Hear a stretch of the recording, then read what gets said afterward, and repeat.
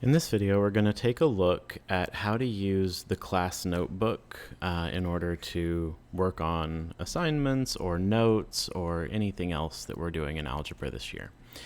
So your Canvas page may look slightly different than this, and your navigation on the left side here may look slightly different, but what you want to look for is right here where it says class notebook. So the first time you click on that, it should enroll you in the class notebook for the class and create a basically student account for you within OneNote in that class notebook. If you click on it and it doesn't create that for you, or there's a problem, or you get an error message, just message your teacher in Canvas or ask your teacher if you're in class and let them know that you're having an issue with it, and then we'll try to sort that out. But clicking on it the first time should sign you up for it and put you into the class, and then from then on, whenever you want to access your class notebook, you can do it right here through Canvas. You can also log into Microsoft Office and go to office.com and then go to OneNote and open the notebook there. From what I understand, even after the course is done, you'll still have access to your class notebook after that. So even like next year, the year after, when you get to Algebra 2, you should be able to go into office.com and go to OneNote, and I'll show you how to navigate that way just to see how it works. And you should still be able to access the notebook that you're creating this year, and it should stay with your account as long as you're in KDISD. So if you go to office.com, that takes you to all of the Microsoft Office resources, and you have access to Outlook, OneDrive, OneNote, Word, Excel, PowerPoint, all those things. But the one we're looking at today is OneNote. When you go to OneNote, it'll have any notebooks you have access to here, which I have more than you do and more sections than you do, but you'll find the one for Algebra 1 and click on it. But as long as you're enrolled in the class, it'll be easiest if you just access it through Canvas. When you go to OneNote, you're going to see a navigation something like this. So it has the name of your class notebook at the top. You're able to have as many notebooks open as you like. So if you have other classes that use class notebooks, or you have classes in future years that do, they'll all be listed here, and you can open them and go to whichever one you like. So within our notebook, there are sections. So the main sections are collaboration space. We're not planning on using this section. Then you'll see a content library. So content library has a section within it called resources. These are things that you can copy and paste into your personal area within your notebook to have kind of a template. So we have a graph paper page. We have a coordinate grid page. There we go. There's our coordinate grids.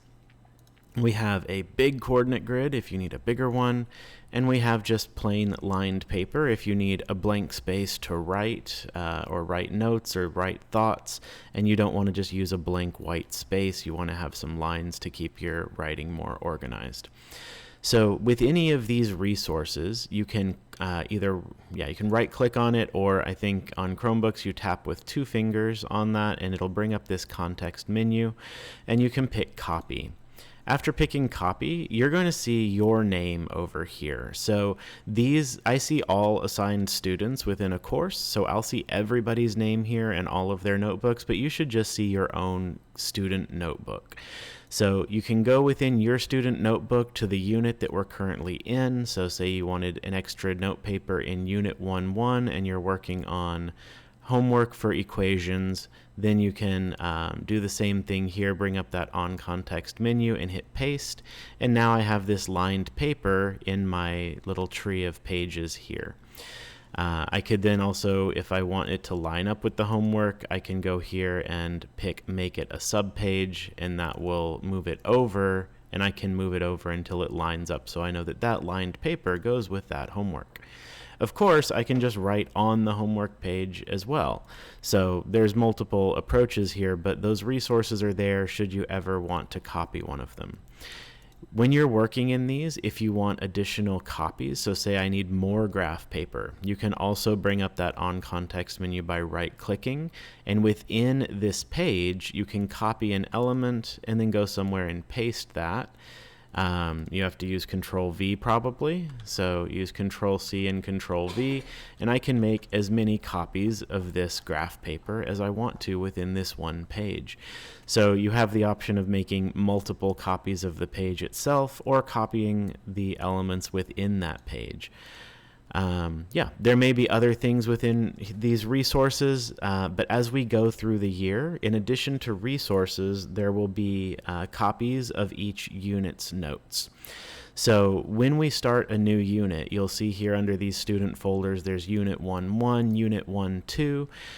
Initially, there won't be anything in those. So it'll be right like this, where Unit 2.1 just says untitled page and there's nothing there.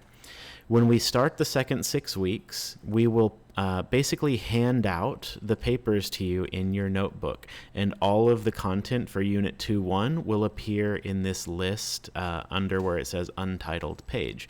So that's like us handing it out to you. Unfortunately, so say you're working on Unit 1.1 and you have this functions page, and somehow you go here and you delete it, and it warns you, this is going to delete it. You won't have that page anymore, and you still delete it. Well, it's gone now, and you can't get it back. So under the content library, we're going to have basically a reference copy of all of the content from each unit. So then you could go up to the content library to Unit 1.1, and you could copy the functions page and bring it back down and paste it into your student notebook. The difference between things in the content library and things in your student notebook is you can't edit anything in the content library. So this graph paper that I copied a bunch of times, which I really shouldn't have done since this is the master page of it, I can copy it a bunch of times because I'm the teacher. You won't be able to edit anything here. You can't write on it, draw on it. You have to copy it from here and put it into your student notebook. Everything within your student notebook, you're able to edit and work on.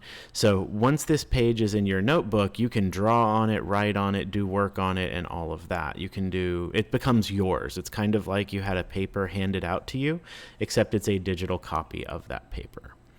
So again, if you lose anything from a unit, look under Content Library, and there will be Unit 1.1, Unit 1.2, and so on, and you can get back any papers that you lost. It's like going to your teacher and saying, I lost my homework, can you give me another copy? Except that you go and copy it yourself instead of asking your teacher to do it. You won't see this section that says teacher only. That's where we build the content, and it's only for teachers. And once it's completed and it's what we're working on in class, then we migrate it over to the content library, and that's where you see it there.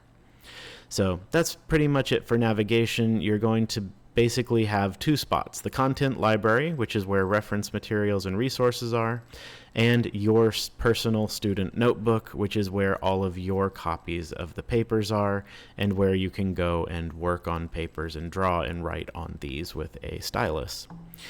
So the other part of this video I want to do is to talk about just how you work within these pages. So a few things, you'll use your Chromebook in tablet mode, like a tablet computer for working on this is the best way. And you definitely want to have a stylus to write on the screen. It will make it much, much better than trying to write with your finger. It's very difficult to do that. So most of the things you're used to with phones or tablets apply. You can do like pinch to zoom, so you should be able to zoom in and out as much as you need to.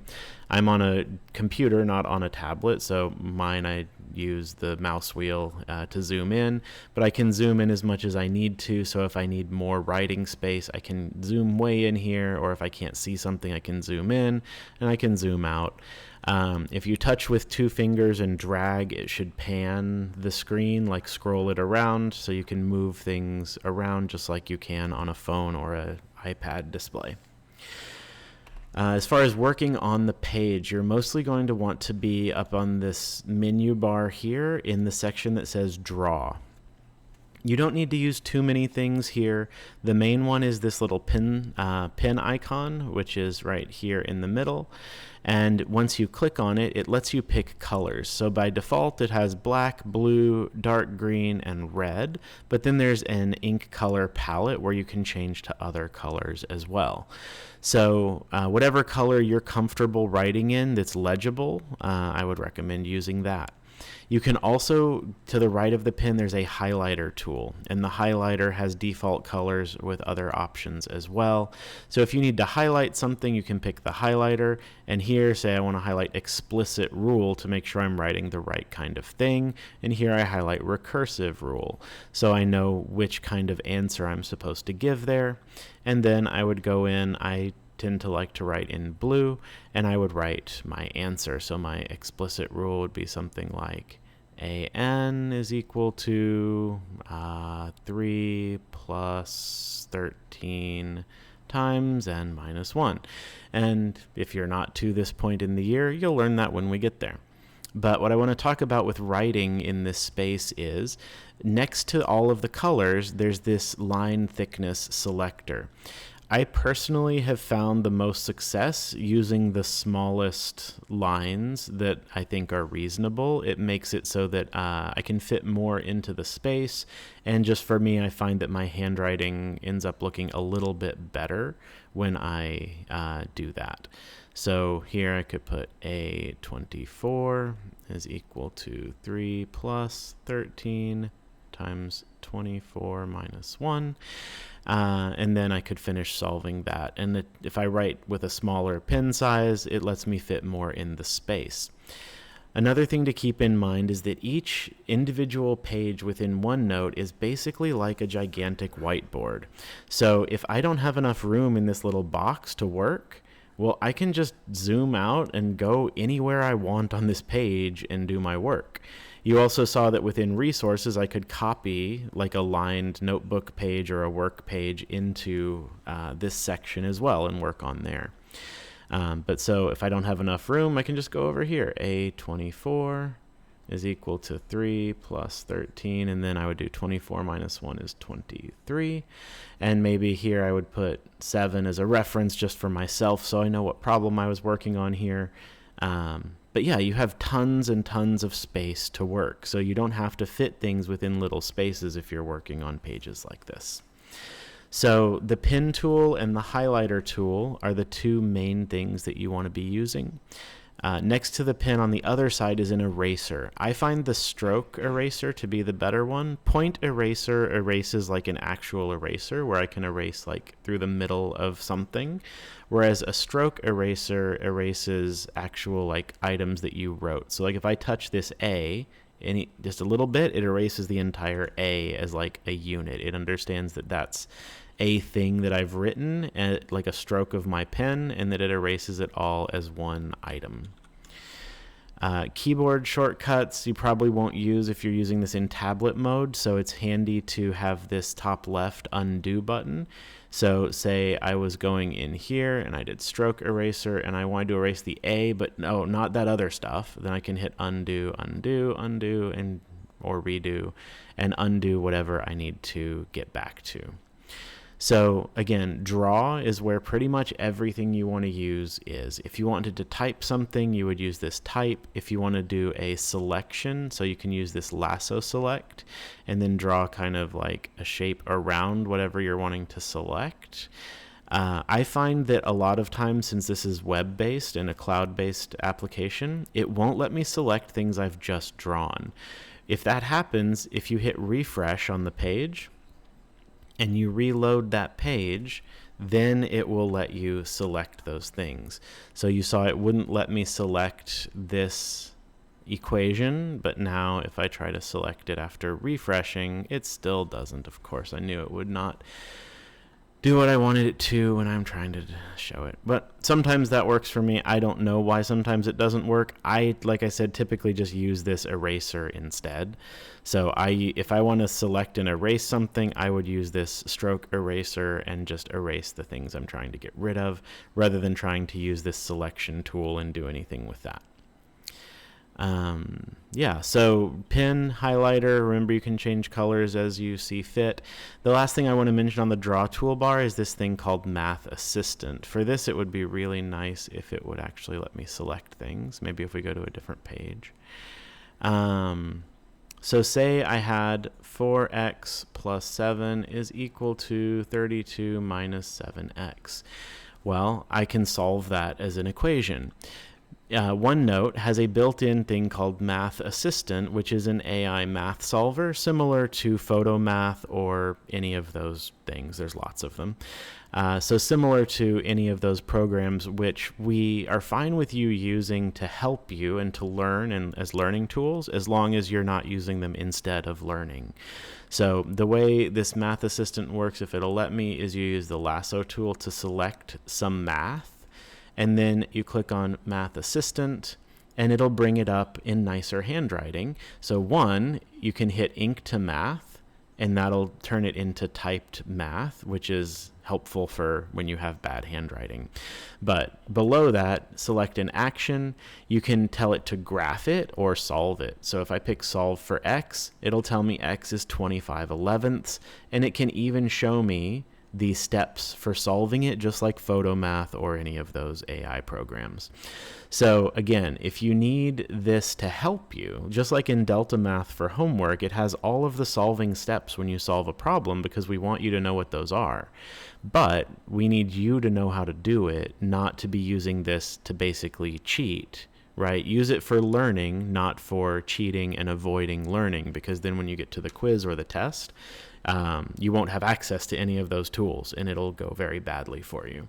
So treat this Math Assistant that's built in here the exact same as you would treat PhotoMath. We know it exists. We know that it's powerful. But just like calculators, there's a time and a place to use them. But we want to build our actual math skills and be able to do the math and not just use tools like that to avoid learning. So that's an intro to Class Notebook. Remember from the beginning of this video, but the idea is you go to Class Notebook in Canvas, that launches this page, and then you go within your student notebook to whatever unit we're working on to find that work. And if I didn't cover it in enough clarity, within, say, Unit 1.1 here, there are different days of notes and practice.